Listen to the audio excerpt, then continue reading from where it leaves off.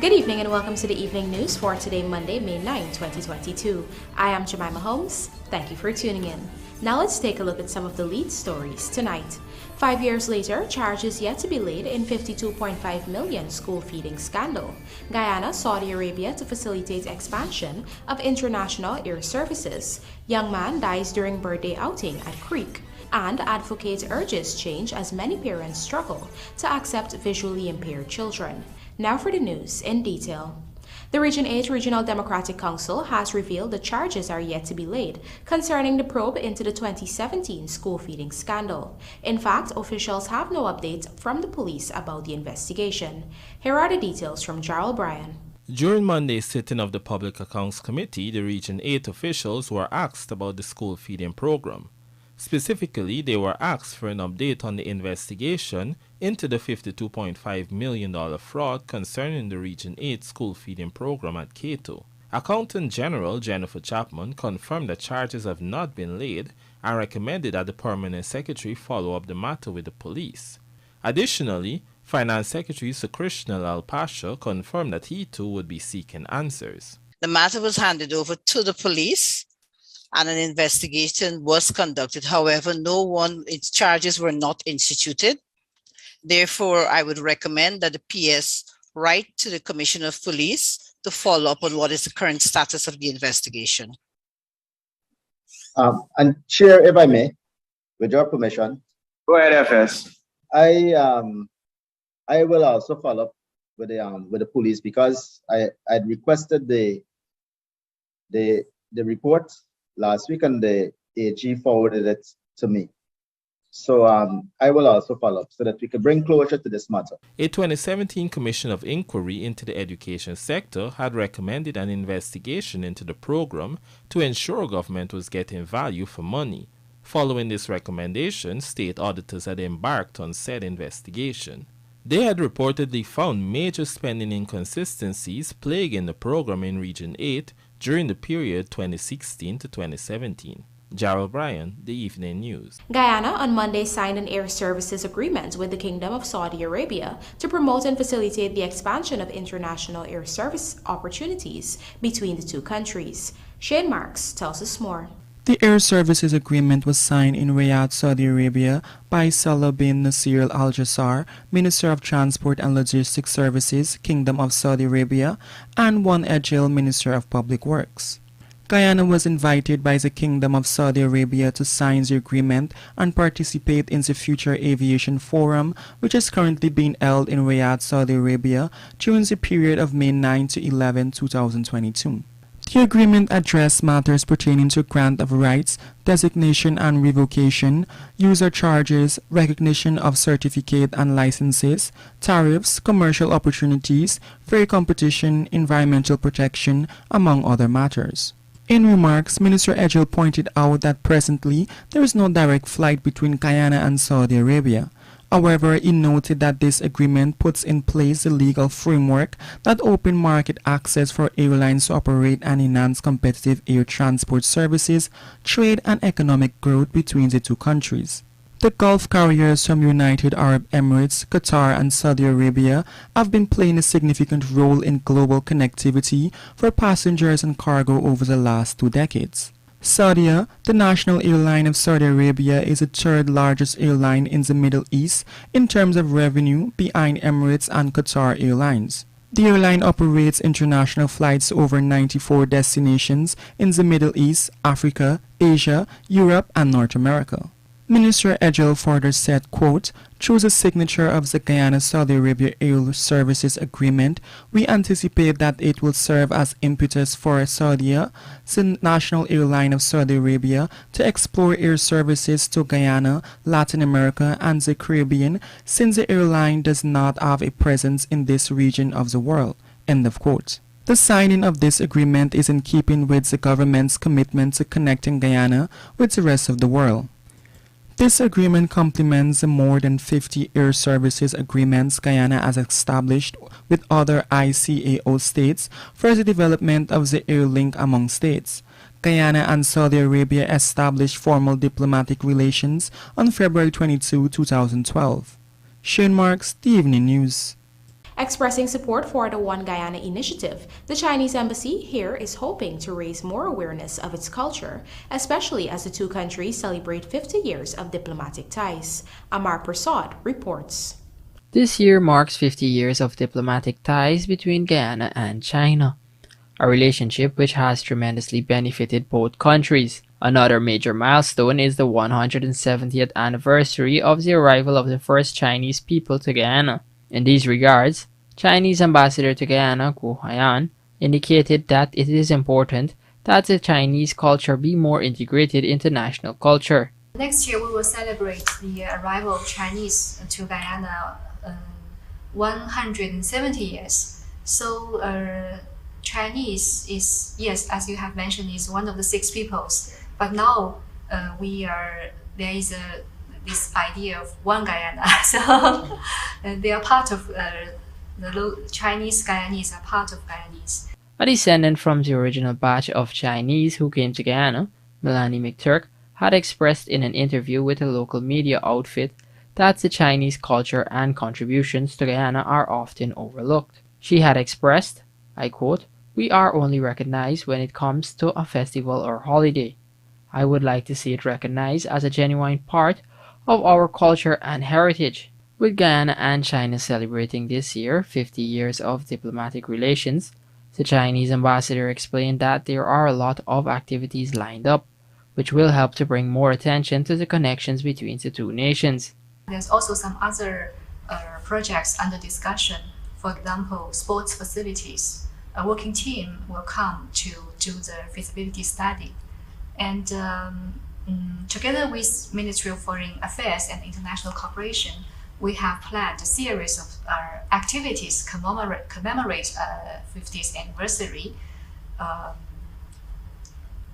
For example, we have a friendship table tennis tournament has been held in February, and there will be a Chinese film festival, some online cultural performance, online photo exhibition, and the embassy will donate a pavilion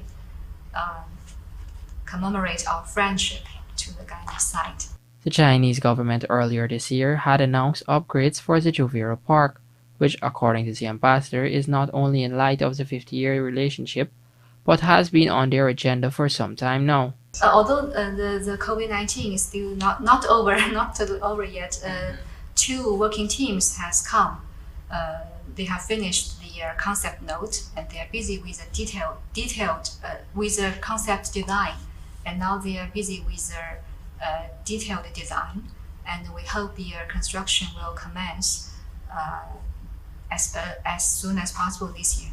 Ambassador Huaiyan reminded that Guyana was one of the first countries in the Caribbean to approach China for diplomatic relations, and throughout their relationship, the Chinese government has continued to urge investors to seek opportunities in Guyana. The 50-year fruitful relationship has seen Guyana benefiting from a number of grants, funds, and loans from China, and has also led to Guyana being one of the first countries to receive China's COVID-19 vaccines during the pandemic period. She added that the two countries complement each other's economy in terms of these investment opportunities. I believe China and Guyana are opportunities for each other because the two economies are highly complementary. We regard Guyana as a very important partner in this region, and we are happy to see that Guyana is playing a more and more important role in regional development.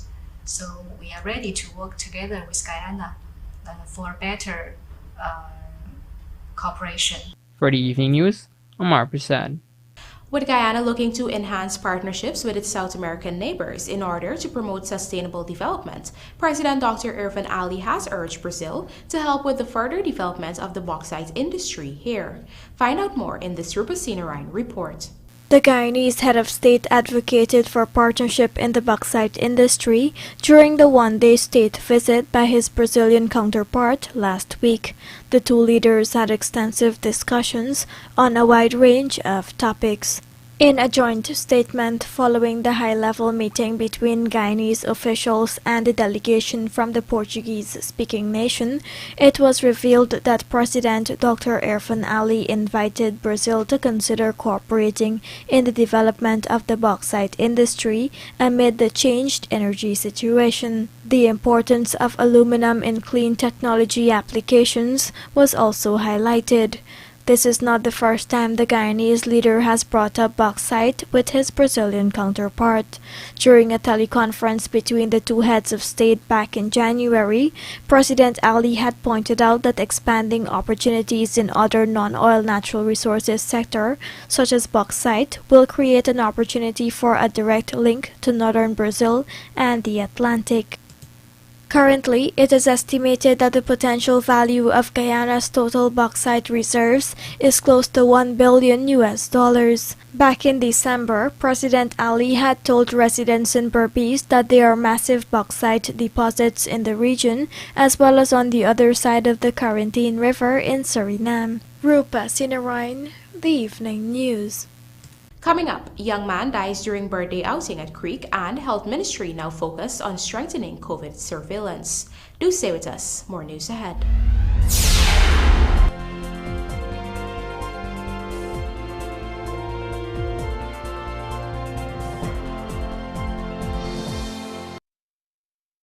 Enjoy the thrill of internet shopping with AirPost. Simply log on to www.airpost.com. Sign up, shop online, and we'll deliver right into your hands. AirPost has partnered with all the major online stores to give you an unlimited range of shopping options straight from our website. And our 24-hour online service will walk you through any challenges. It's simple, it's fast, and it's fun. You don't need a credit card to shop. Visit any of our offices or call our attendants. We'll help you through the process. AirPost. You shop, we ship, we deliver.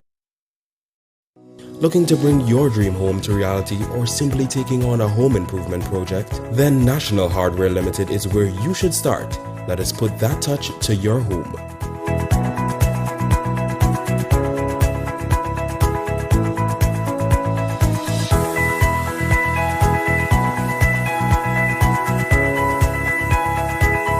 Choose from over 1,000 Berger Paint original hues for any surface.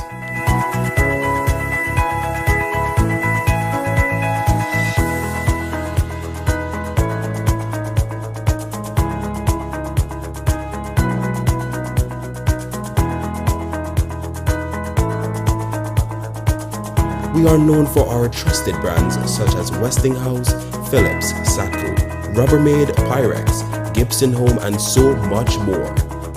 National Hardware Limited, your do-it-best store, located in downtown Georgetown and industrial site Rijnveld. Plans are moving forward for the establishment of the landmark gas-to-energy project. Gas will be piped from the Stabroek block operations to shore. The project is expected to cut electricity rates by more than half and deliver significant benefits to Guyaneses. Get in the game, get in the game, get in the game with Buster, play. Get in the game with Buster. Win a full gaming setup, Xbox X, gaming chair, gaming speaker and headset, or any of over 60 weekly prizes like Oculus Quest 2, Mini 2 drone, Nintendo Switch, Xbox X Series. Just purchase any bottle of Buster, Turbo, Altitude, Classic, or Viva and look for the code on the bottle. Then visit Buster Instagram and Facebook at Buster Guyana for more details. Planning a cleanup? We can help. Sevon's waste management skip bins can be provided for home renovation projects, yard cleanups, or construction sites. It's simple. Step 1, just pick up the phone and give us a call. Step 2, we deliver the skip bin size of your choice. Step 3, load the skip with all of your junk. And finally, step 4, we take it all away. It's that simple. Bins are also available in various sizes, so there's no job that's too big or too small. Call Sevon's Waste Management today at 218-1455 or 218-1150. With the approval of each new oil production project offshore, more jobs and opportunities are created onshore. And not just for those working in the oil and gas sector, more Guyanese are providing support services in transportation, catering, logistics, accommodation and hospitality, among many others. Oil and gas development is fueling Guyana's transformation.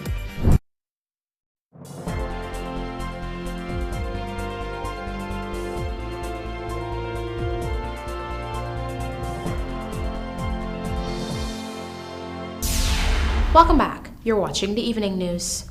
A mother lost her 21-year-old son to drowning on Mother's Day after he went for a swim at a creek on the Linden-Soestdijk Highway. Our Berbice correspondent Andrew Carmichael reports that the laborer was part of a group of persons during a birthday celebration. Dead is 21-year-old Delon Jacobs, a laborer of Litchfield Village, West Coast, Berbice. The incident occurred at about 15 hours on Sunday at Chanta Creek, Linden-Soestdijk Highway. The young man went to the creek with a group of family members and friends. They were all there to celebrate a friend's birthday. Maria Surishlal says it was her birthday and she organized the trip. Like a month ago, we planned the trip to go to Splashmill, and everybody paid the money, and he was the second person. He was so anxious to go, and he was the second person that pays money to go, and we'd leave good. He was enjoying himself and everything. And when we reached, just as we reached about 3 o'clock in the afternoon, we park and everybody just go away. So I said, I'm not going to stay, eat little food. They said no, they're going and just jump overboard. He keeps saying he going and dive like an alligator. So we said, all right, yeah, go. If when come back, you can eat. So I was picking up something to go and eat. Our thoughts come to me, said drop the things and drop it and go and change my clothes. So I got to the bus and changing my clothes. And mine pushing me for hurry up, put on your clothes, put on your clothes. So I asked them put on my clothes. When I go in front of the creek, my friends them was there that we go with at the bus. So I asked them by offer the thing deep, they said no, it indeed. So I throw the towel on one of them shoulders I got in from this corner. So when I go in the water cold, I feel cold, the water cold. I step out, I step in further. So when I go in further, I feel more cold. So I just stand up, I take my feet and I swing it, and I jump something. I said, this got to be a person. So two little child went around me. I said, yeah, I'll jump anything in the water. They get scared and pulled away. So when I see brother come in, Delroy. So I said, come Delroy, something here, check and see is what. So he take his foot and lift it. When I see it go down and come up, his brother. I say it's woman because I ain't resisting. When I turn and look, is then I see the brother get out there. And it had some people who was at the creek that started doing CPR and started pumping his belly, and so he catch back himself. But why I can't understand, it was a very long distance from Splash, a second creek, to Diamond Hospital. And the distance he was breathing, the lady make he catch back himself, he was breathing. And the distance and the jockeying up, why they couldn't stop him somewhere else. It had a Timeri base, he could go there. I don't know why they just keep driving with the police. They call the ambulance, they call the police, and the police clearing the road and the vehicle driving at the back. And they could have saved the distance. Look at the distance the family reached from Berbice to the Diamond Hospital, and we just reached there. The police have since launched an investigation into the incident. Andrew Carmichael, The Evening News. Recognizing that many parents struggle to accept their children who are visually impaired due to the challenges associated with raising such individuals, Ganesh Singh of the Guyana Council of Organizations for Persons with Disabilities is urging guardians to educate themselves on how to better care for this category of vulnerable kids. Amar Prasad has this story. The Ministry of Education Unit for the Blind and Visually Impaired on Monday launched their activities in observance of Blindness Awareness Month, which will continue throughout the rest of May.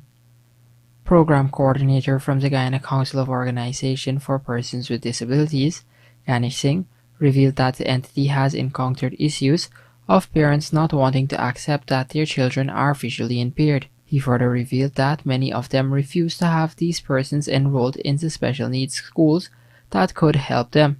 This, Singh contended, has to change since visually impaired students struggle to learn at mainstream schools. There are many children who are visually impaired, not blind, but visually impaired, that are struggling in the mainstream schools. But either the parents or someone that is associated with them do not want to accept that this child or that child might have a vision issue, and they don't want to get them registered to get the necessary support. We have encountered a number of those children, and I hope the awareness that is going to be raised throughout this month will definitely change their attitude towards that. Executive Secretary at the National Commission on Disability, Ms. Beverly Pyle, during her address, urged persons to increase the advocacy for better support for this category of vulnerable people. Make sure you, as you go through your month and the persons become advocates, you celebrate with the persons who have already been in specific areas of life and have made it. Take them as a matter of encouragement and move on. And then we educate our populace so that they can fully understand the whole issue of how to react, relate, and make sure that persons who are blind make it in life. It's all about understanding blindness and living with it, because persons who are blind live with their blindness. And so must we, who must also assist in making sure that their lives are comfortable like ours, for those who can see. The Blind Unit will be rolling out a number of activities throughout this month in celebration of those who are visually impaired. One of the activities will see the donation of canes and hygiene kits to visually impaired students attending their school. For the evening news, Amar Prasad. Developing mechanisms to make early detections of COVID spikes is on the agenda of the Health Ministry, with focus now heavily placed on enhancing its surveillance system. Here is Amar Prasad again with the details. Health Minister Dr. Frank Anthony underscored on Monday that Guyana recognizes the challenges with relation to monitoring COVID-19. Capacity to detect, treat, and monitor the pandemic locally has been developed throughout the past 2 years, and the development of infrastructure to support this mechanism. Now, government is looking at increasing its surveillance for early detection. Moving forward, what we have done and what we are working on is how to better strengthen our surveillance system so we can have pretty much like an early warning system where if there's anything happening, we'll be able to detect it early. And having that information early, we'll then be able to take the necessary measures in terms of limiting the spread of the disease. Dr. Anthony underscored that with a robust laboratory capacity developed specifically to test for the disease, the country is now equipped should future pandemic arise. We have also been working on developing our laboratory capacity. So our laboratory services now are much better than they were 2 years ago. We have lots of capability in terms of doing PCR, which is a very important test as it regards to COVID-19. And in future pandemics, depending on what it is, I think using PCR techniques would obviously play an important role. So if we strengthen our capacity to use PCR and to have these capacity at a regional level, it would help us in future pandemics. The management of COVID has been enhanced with the Infectious Disease Hospital, which handles primarily infected patients. The health minister said resources and infrastructure for COVID management should not only exist in Georgetown but in all administrative regions. For the evening news, Amar Prasad. 3 new cases of the novel coronavirus have been detected, taking the total positives recorded to date to 63,586. There are 2 persons in the ICU, 3 in institutional isolation, 124 in home isolation, and 4 in institutional quarantine. Recovery stand at 62,229, while the death toll is 1,228. And now for a look at the bridge report. The Demerara Harbor Bridge is scheduled to have no closures on Tuesday, May 10. Meanwhile, the Berbice River Bridge is expected to be closed on Tuesday, May 10 at 11 hours 15 for a period of 1.5 hours. Cameron, the construction worker who made it to Guyana's senior team, and West Indies announces men's squad for ODI tours to the Netherlands and Pakistan. Details of these stories and more in the Sportcast, sponsored by MacCorp, coming up on the other side of the break.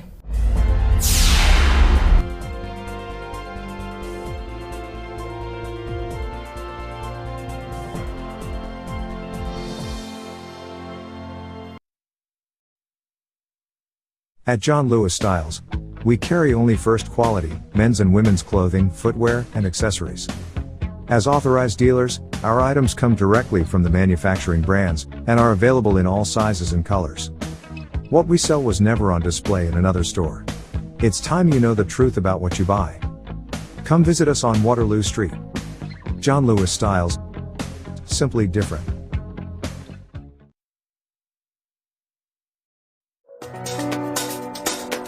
Play our virtual Chick Chick game today and get a chance to win big. With over 450 draws, 3 dices, and 52 bet types to choose from. You can also be a winner with Superbet. Visit www.superbet.gy or any one of our agents closest to you. Play responsibly. Terms and conditions apply. Must be 18 years and over. Everybody, up, up, give them my up. Easter Sunday, the GOAT brings to you the sweetest brunch, dipped in honey. And in the game I play me up to win, come in the take closest. The sweetest brunch. Mr. Happy. Gates open from 12 noon to 6 p.m. For tickets, tables, and packages, call 630-3683 or www.freedomfamilyent.com.